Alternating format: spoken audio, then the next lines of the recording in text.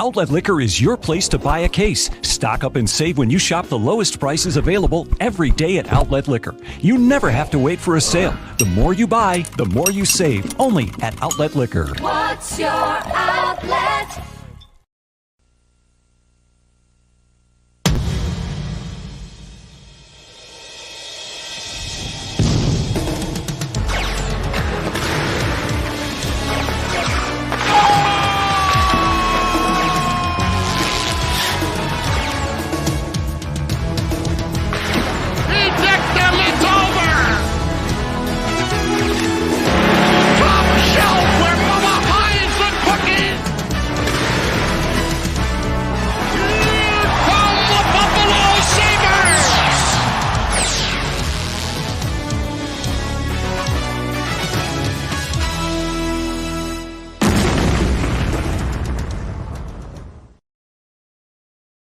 Folks, welcome back. It is Wednesday night, and you know what that means. It's Sabres game night. They are here to take on the Winnipeg Jets. They are back in Buffalo. They are riding a point streak, and Sabres Twitter is riding the high that this team has supplied them. We are taking pride. We are stacking points, and we are loving this squad. Let's get them in here for game night. Speaking of loving our squad, we got Gatesy 35. We got V Cristiano 3. What is going on, gentlemen? Another Sabres game night and a pretty big opportunity either way with a win or a loss here, dare I say. Yeah, I mean, both teams are riding high. Winnipeg's won 6 their last 8. Buffalo has 6 wins, a loss, and 2 overtime losses in 9 games. Both teams are hungry. Both teams are playing well. I mean, Winnipeg's only 3 spots out of the playoffs, but this Buffalo team wants to win pretty damn bad tonight. Yeah, this is a big one. I'd like to see them get some momentum getting into Friday. Obviously, Friday, pretty big game, RJ night. We want everybody to be there. So tonight is a big one. I think you really need to keep the momentum going so you have it on Friday. Coming back home is going to be big after your road swing. Played well lately, and I think they need to keep it up today against a pretty decent Winnipeg team. And we found out it's going to be Hellebuck versus Anderson in this Jets-Sabres matchup. So we'll talk about that, but just wanted to get your guys' thoughts. Obviously, we got RJ night coming up, so I know we're all excited about that in the group. I know, Vinny, you're going. I'm going. I know, Gatesy, you were hoping to go if you could. Yeah, I'm just thinking about it. I guess it's just kind of riding up on me that this is kind of like the last hurrah for our guy. I mean, we've been thinking about it for 5+ years here at this point, but I guess, Gatesy, what are you going to miss most about RJ? It's just that nostalgic feel of hearing him on the call. I mean, you can hear him on the intro to this pregame show, and it gets you going. Like, I'm ready to talk about the Sabres. Hearing RJ, just in the warm-ups, talking about what's going to happen. Like, the Sabres are going to be on. It's going to be just a great night of hockey regardless because RJ is going to be calling it. And, I mean, for someone, he's been around 50 years now. He's been a part of all of our childhoods. And it's going to be really sad to see him not calling the Sabres games more consistently and be gone from there. Yeah, I think RJ is probably one of the local heroes. He's probably one of the most famous people in Buffalo and one of the most favorite people in Buffalo. He's the reason that I'm doing what I'm doing. He's the reason I go to college for what I go to college for. And he's really one of the biggest reasons that people have stayed Sabres fans, let's say, over the past couple of years, is because he's just such a legend. So it is not going to be the same without him on the airwaves. But I think it's appropriate that we give him a good send-off, and hopefully that's what he gets on Friday, and that's certainly what he deserves for sure. RJ just reminds you of that one, uncle that makes the, family trip so much more fun. And tonight, it'll be the Jets and the Sabres, again, he doesn't even need to try. Like, he just does what he does. And that'll be the biggest thing we'll miss. And obviously, we wanted to get to the playoffs for him. We wanted to, get back to that amazing spot. And maybe this will be the part where, it started on his last run. So maybe that'll be something we can look at into the future. And speaking of RJ, he's having a great run in our Buffalo bracket as a 2 seed. He's been running pretty smoothly so far. Surprising victory today for Sabres Twitter over Gabriel's Gate. So a lot of people were hating Gabriel's Gate. They were saying has fallen off and such. But I'll start with Vinny on this one. Vinny, were you excited? Were you surprised by the upset, I guess, with Sabres Twitter over Gabriel's Gate? I'm going to say no, I wasn't surprised. And my reason for that goes back to the last pregame show we did, in that Sabres Twitter is a very immediate gratification type of place, and they live in the present. So the Sabres are obviously on a hot streak. They're on a point streak right now. They've been looking pretty impressive lately. The comeback, over the Blackhawks was insane.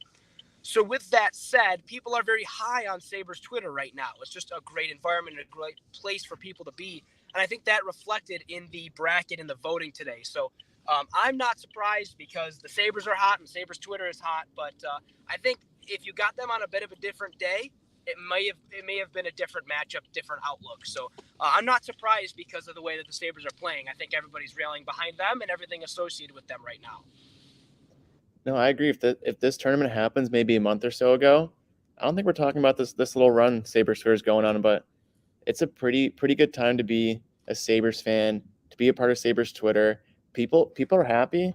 There's more content than just hating on the blue and gold and the owners behind it. It's people are excited for the future, and dare I say it, is the future now. Oh, that is a very good point, because it seems like things are changing by the minute for the Sabres team. So with that said, you made a great point. Obviously we're looking for anything we can get out of the Sabres team down the stretch. So with that said, outside of a win, what do we need this remainder of the season? I guess this remaining stretch of the season. I mean, outside of wins. I mean, obviously we want the young scoring to continue, but are we more like, we're looking for stability on the defensive side maybe is the biggest thing? Yeah, especially with Mr. Delicious, Rasmus Dahlin. He's kind of been on a roller coaster this year, and he's hitting his highs right now, and I want to see him continue that high into the rest of the year. For his whole career, he's kind of hit his stride towards March, and maybe things start to tail off at the following season. But I mean, he keeps it going now, built some confidence. That's kind of been Granato's thing, is confidence in these younger players, and I think if he can keep it up, the whole team kind of rallies around him, and he's kind of a big backbone to this blue and gold squad.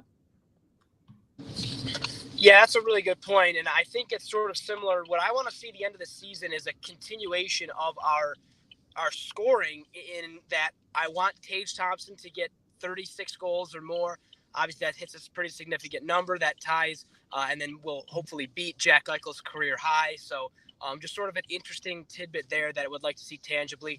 I'd like to see Jeff Skinner continue to keep scoring, hit some of his marks, and then that way you're just sort of hitting these tangible numbers that sort of show you that there is improvement happening. And there are exciting things to be, sort of rallying around. But that's what I want to see. Improving the defense would be fantastic. But I think offensively, I want these goal scorers to hit these numbers that sort of show, on paper that they had these good seasons. Yeah, let's be like that guy from the meme. Let's get our swagger back, and let's be celebrating in the locker room. With that said, we were waiting for Dwayne for this pregame. I don't know if he's going to make a run in at the last second here or what, but he must be busy battling the Spit and Chicklets crew. He's going head-to-head with Biz Nasty today. I mean, it's so funny. Whether you, and I'm saying this as someone who loves Dwayne. I love Dwayne. Whether you love him or whether you hate him, you got to admire the fact that he's got Biz Nasty waking up in the morning coming after him on the Twitter, because that's not easy. I'm sure he gets trolls, hundreds of trolls each and every day. Yeah, Dwayne's been poking the bear now for a little bit, especially after Biz's comments. It seems like forever ago, but that was just this month. And, finally he's gotten to him. And Sabres Twitter is also rallying around Dwayne, which is, a good sight to see. Yeah, I think I'll give props to Dwayne on that one, that, he really seemed to get under his skin with that video, the WWE video from today, or from yesterday rather. And that was a good one. I admit that was pretty creative, but it's especially a guy like Paul Bissonnette, who is somebody who is often in the public eye, and this is fantastic, very creative stuff there. And pretty unbelievable. Wrestling fans will never forget when The Rock shoved Vince McMahon's head into Rikishi's ass, and Dwayne's just going back to the well there. Yeah, I think it was creative, and I think it did what it needed to do to get the attention of a lot of people on Twitter. Like we said, Biz Nasty's not a guy that is sort of lives underground and doesn't really he's got attention. He's got a lot of people all over the internet trying to get his attention. And I think Dwayne just sort of topped all of them, and props to him for that one, because that was clever, and clearly it got the message where it needed to go. Seriously, it was a broadside hit. Sorry, Gates, you want to say something? Yeah, I mean, it's just nice to be having. It's almost April, and we're having fun right now on Sabres Twitter. Like, people are united. People are excited to live in the moment. We're not looking forward to next year when things might get better. Things are better right now, and it's just nice for a change.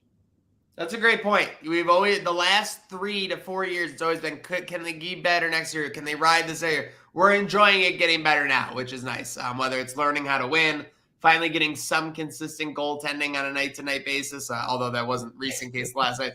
But with that said, the point streak is still on the line. When we talked last week, the point streak was on the line, and it's still on the line now. We're back at home. We're against the Jets. Now, I did make a little bit of a comment at the open of the show. The Winnipeg Jets are minus 150. And Gatesy, you were talking about their spot in the playoff race in the NHL, obviously, and especially in that wild card. So with that said, if the Sabres were hypothetically to get to like a overtime loss tonight against the Winnipeg Jets, that would put the Jets into a tie with the Vegas Golden Knights for wild card points and would solidify them kind of in that third place spot. With all that said, what do you think's going to happen? What do you want to happen? This is kind of like RJ Night Eve, even though it's 2 nights away. So what do we want to see happen at KeyBank Center tonight? Vinny, I'll let you lead it off. Well, I would like to see the Sabres play well. I think it's going to pain me to say this, but I think some things are just bigger than us, you know?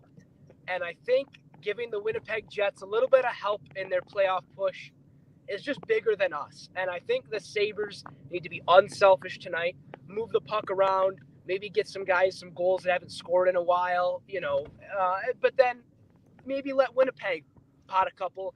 And if you lose in overtime, you lose in overtime, because I think this means more to the NHL, and I think more to the Sabres in the long run than this little victory will in the short run. However, I will say that it was on Sabres Twitter just today that if the Sabres win 13 of the next 15 games, depending on tiebreakers, they may or may not be in a playoff spot.